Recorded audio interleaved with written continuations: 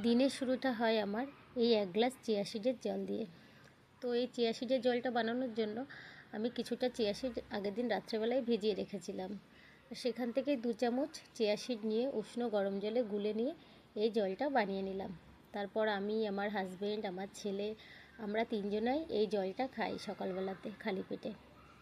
এই chia seed দিয়ে জল খাওয়ার প্রচণ্ড উপকারিতা আছে, কেননা এই চিয়া সিড দিয়ে জল খেলে ওয়েট লস তো হয়, তাছাড়া ডাইজেশনেও হেল্প হয়, আর যে ক্ষতিকারক কোলেস্টেরল থেকেও আমাদের বাঁচায়। মোটামুটি মাল্টিভিটামিনের কাজ হয়, কেননা এই চিয়া সিডে প্রচণ্ড পরিমাণের ফাইবার, ফ্যাটি অ্যাসিড, ওমেগা 3 ইত্যাদি অনেক কিছুই পাওয়া যায়।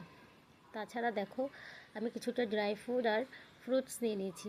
সকালবেলা আমাদের বডি একদম ফ্রেশ খাবার চাই, সেই জন্য আমরা প্রথমে এই ফ্রুটস আর ড্রাই ফ্রুটস খেয়েই তারপর আমি সকালের টিফিনটা করি। তাতে গ্যাসের সমস্যাটাও আমার অনেক কমে গেছে।